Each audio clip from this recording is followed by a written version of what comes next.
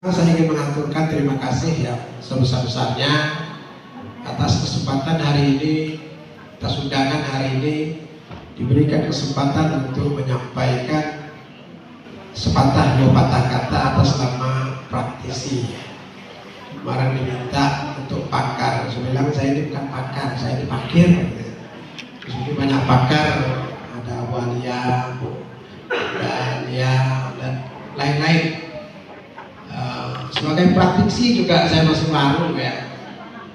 baru lebih kurang 2 tahun ini berusaha untuk berinisiasi menjalankan lembaga pendidikan khususnya PAUD atau RA lebih kurang 2-3 tahun ini. Jadi juga masih minim pengalaman, masih banyak di sini muda-muda PAUD, ya, kepala RA, kepala PAUD, kepala TK yang sangat berpengalaman dibandingkan saya.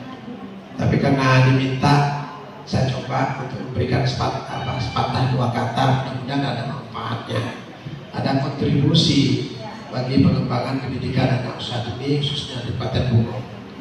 Karena kata Allah Subhanahu wa Ta'ala, salah satu wujud rasa syukur kita atas ilmu yang kita miliki itu adalah berbagi dengan orang lain. Jadi kalau kita punya ilmu jangan disimpan, jangan seperti ilmu silat, sebagian dikasih, sebagian disimpan. Jangan lawan guru, jangan seperti itu ya Pak ya.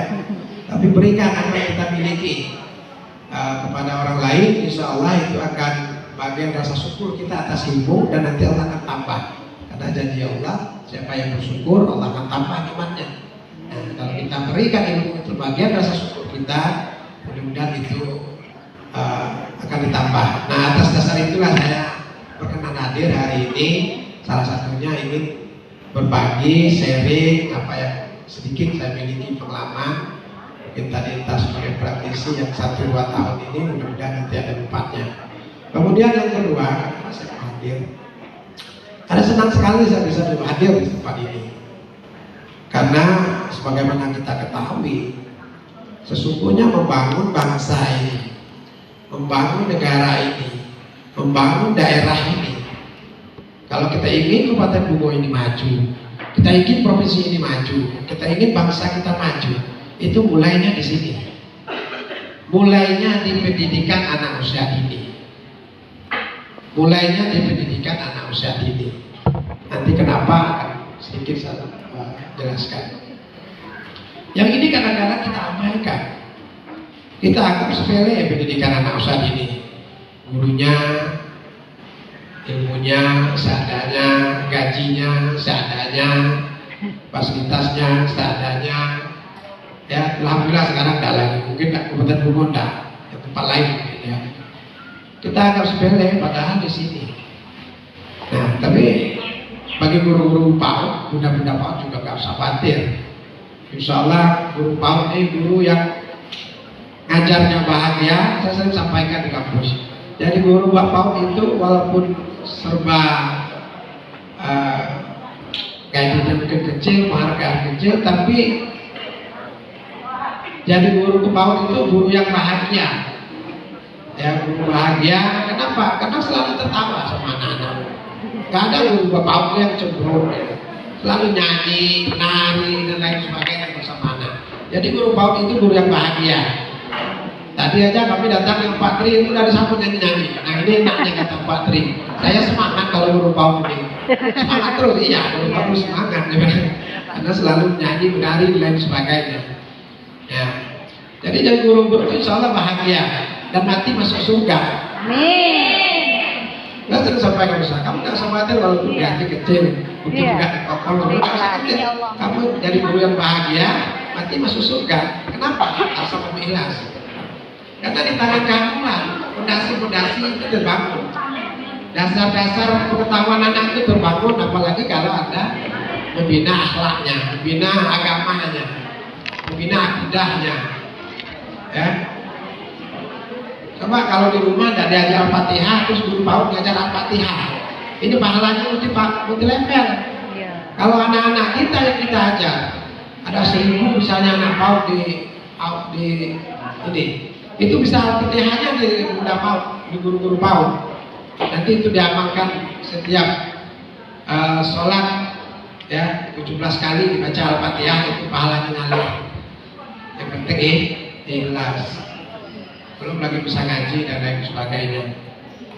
Nah ini maka saya katakan guru PAUD itu bahagia mati masuk surga. Nah kembali tadi yang saya sampaikan, kenapa penting sekali ya, penting sekali acara kita hari ini. Judulnya ini menarik sekali terkait dengan kreativitas. Jadi kalau bangsa mau maju itu harus bangsa yang kreatif. Kenapa Jepang maju? Karena awalnya kreatif.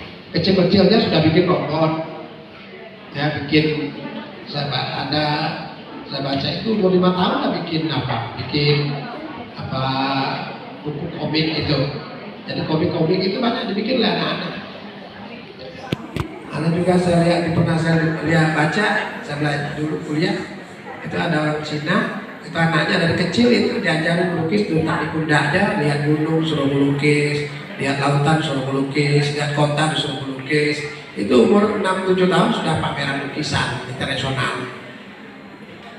Kenapa? Karena dia jadi kreatif.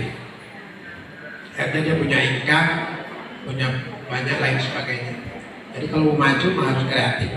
Jadi hari ini, apa yang kita bicarakan hari ini, lomba kreativitas sangat penting sekali. Karena ini salah satu skill abad 21. Ya, menurut ahli kreativitas salah satu skill abad 21 yang harus dimiliki oleh anak-anak kita, yaitu kreativitas. Tapi ini tidak mudah. Buktinya bangsa Nusa banyak IP-nya 4 tapi nggak kreatif. Kuliah IP-nya 4, IP-nya 3,8, kok pelaut. Tapi nganggur, nggak bisa buka lapangan kerja. Kenapa nggak kreatif? Tidak mampu menghasilkan sesuatu. Kalah jauh sama anak SD di Jepang atau di negara-negara maju. Karena tidak kreatif. Nah, kenapa kita tidak kreatif? Karena gurunya juga nggak kreatif. Tadi sudah sampaikan Bu Alia, gimana buat anak kreatif kalau gurunya tidak kreatif? Ya, nah apa sesungguhnya kreativitas itu? Yang paling gampang memahami kreativitas, think out of the box. Nanti silakan Bapak dan Ibu-ibu yang sudah mengajar, evaluasi dirinya masing-masing. Apakah kita sudah kreatif atau belum? Think out of the box. Apa itu think out of the box?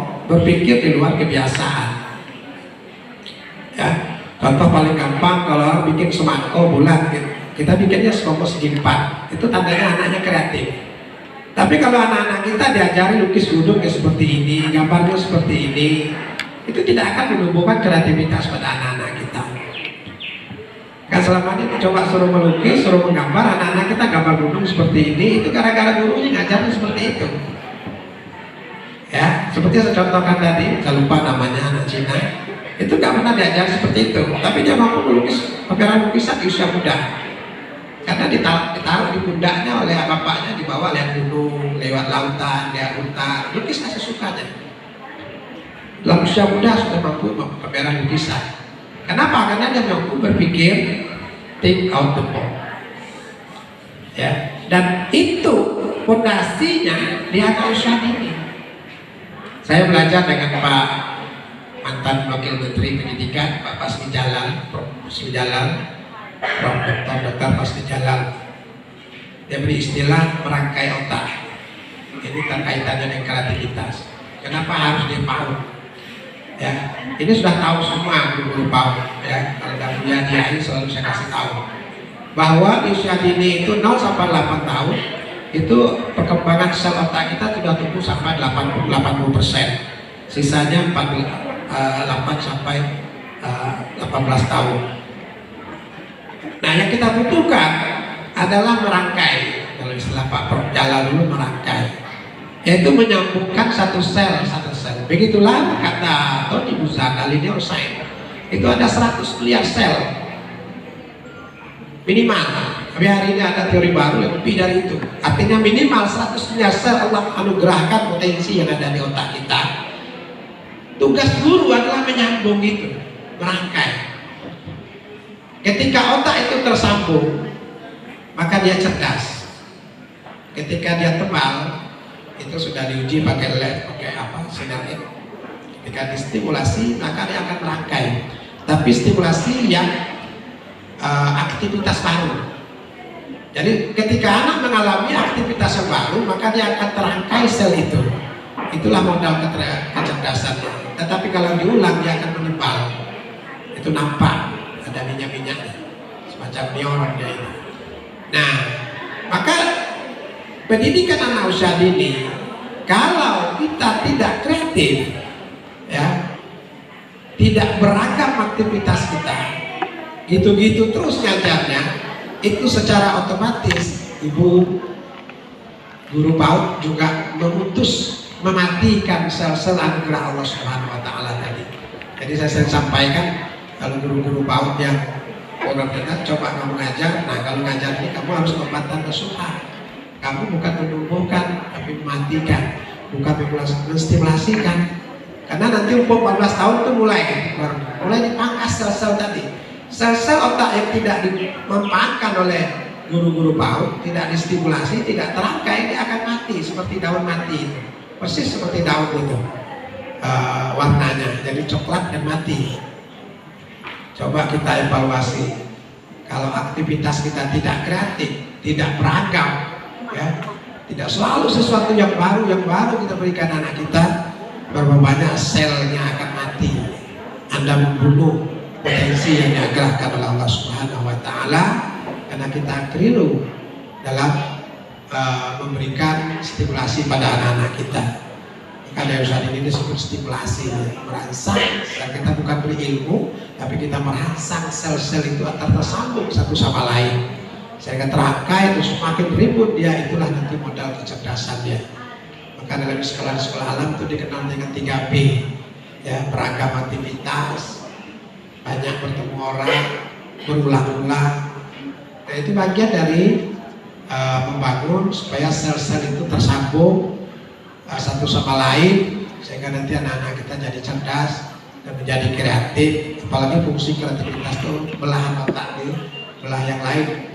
Kalau kita modelnya satu aja cara mengajar kita, nanti ada sebagian belahan otak lain yang mungkin bukan otak kreativitas yang berkembang.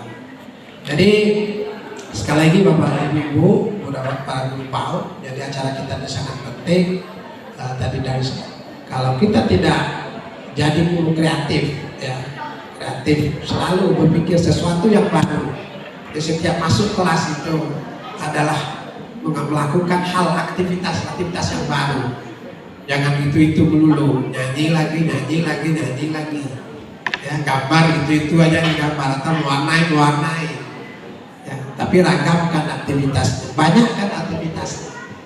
Dan aktivitas itu harus kreatif, maka gurunya harus kreatif. Ya, kalau guru kreatif pasti banyak aktivitasnya. Pembelajarannya pasti beragam. Kalau pembelajarannya beragam, maka sel-sel otak itu akan tersambung. Kalau sel-sel otak itu tersambung, maka anak-anak kita menjadi cerdas, kreatif, insyaallah di masa depan. Kalau generasi muda kita kreatif, bangsa ini pasti maju. Nggak mau dia jadi PNS, nggak mau dia kerja sama orang lain, pasti dia membuka pekerjaan. Karena dia punya ide, lahirnya tadi wujudnya inovasi nanti. Apa yang kita nikmati teknologi sekarang lahir dari orang yang kreatif, yang nanti melahirkan inovasi. Hanya orang yang kreatif lah mampu melahirkan sesuatu yang baru, yaitu inovasi tadi. Kalau dia mampu menciptakan sesuatu yang baru, ya, kenapa dia harus cari pekerjaan? Pasti dia akan buka pelajaran pekerjaan. Nah, ini yang perlu kita kembangkan pada anak kita. Kita bersyukur sekali hari ini tadi yang kata yang pertama, ya, lomba guru kreatif. Mudah-mudahan dari wadah ini akan lahir guru-guru kreatif yang praktek pembelajaran dan lembaga pendidikan kita khususnya anak usia dini itu selalu baru dan punya ide-ide baru, kreativitas yang baru, ya. Ini sebuah tantangan, tapi bisa. Kita coba, ya, sedikit bercerita, mungkin Azalia bisa berikan inspirasi, mungkin sharing sama lain. Nggak pernah kita bikin sesuatu yang baru dari satu project ke project yang lain. Kita base learning, ya, di yang budaya itu satu semester itu 2 harusnya 3, tapi karena baru belajar 2. Kan nggak ada yang sama, dari satu proyek ke proyek lain nggak ada yang sama aktivitas, nggak ada judul juga sama, tukar terus. Nah, jadi guru mau nggak mau harus kreatif. Bayangkan setahun itu setidaknya guru kelas harus punya 4 ide baru yang harus diajarkan sama anak, minimal 4. Kalau nanti sudah siap 6 proyek, 6 aktivitas baru. Artinya guru selalu mikir, selalu belajar. Kalau guru tidak mau belajar, itu nanti jadi guru saurus, punah dia. Nah, maka untuk selalu kreatif ya harus belajar. Jadi ini saya yakin dan percaya guru paling kreatif itu ya di PAUD ini, yang selalu banyak ide, banyak gagasan untuk anak-anaknya. Kalau tidak, pasti anak-anaknya tidak direspon kan gitu. Anak usaha ini paling sulit. Saya gajinya paling kecil ya. Mudah-mudahan ke depan gajinya besar. Saya sarankan sama ya, pemerintah daerah atau dinas pendidikan, Pak Tri yang juara 1, 2, 3 nanti gajinya beda gitu. Jadi yang kreatif saya sudah coba di kampus ya, pegawai teladan itu setahun saya bedakan gajinya dengan pegawai lain, saya kasih tunjangan lebih dari yang lain. Jadi setiap tahun nanti ganti gurunya, pegawai teladannya gajinya beda lagi. Jadi dia setahun, karena setiap tahun ada pegawai teladan terbaru, maka gajinya sampai jadi teladan gajinya beda dari yang lain. Nah, ini mungkin bisa diterapkan. Guru paling kreatif 1, 2, 3 tunjangan apanya itu ada tunjangan kreativitas, guru kreatif nah beda ya. Mungkin 1.750.500. Nah, kita doakan mudah-mudahan ya, kalau tidak tahun ini tahun depan atau tahun berikutnya. Nah, sehingga nanti termotivasi guru-guru ini untuk jadi ya, guru kreatif di masa depan, karena hanya dengan begitu anak-anak kita jadi kreatif, bangsa ini jadi maju, daerah kita jadi maju, karena ini generasi ke depan, generasi yang nanti akan menggantikan kita. Pak Tri katanya 2 tahun lagi pensiunnya Pak Tri. Nah, itu harus digantikan orang baru yang lebih hebat dari Pak Tri, jangan sama, apalagi kurang gitu ya Pak Tri, karena tantangannya malah lebih berat ya, tantangan lebih berat. Canggihan teknologi makin terus berkembang. Hari ini kita ketemu namanya GPT ya, itu bisa menjawab semua pertanyaan dari kita. Jadi kalau kita tidak hebat dari anak-anak kita, ya kita nanti gurunya juga tinggal. Saya itu saja yang dapat saya sampaikan, mudah-mudahan ada manfaatnya. Tapi saya yakin dan percaya apa yang saya sampaikan semua kita sudah tahu. Saya mengingatkan saja untuk konsisten dalam hal ini, untuk konsisten dan komit terhadap guru yang kreatif, supaya anak-anak kita kreatif, lahirlah generasi-generasi yang kreatif, dan bangsa kita maju.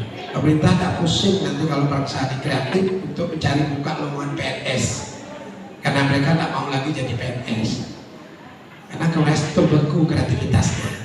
Tidak Patri, aturan yang ini betul tidak?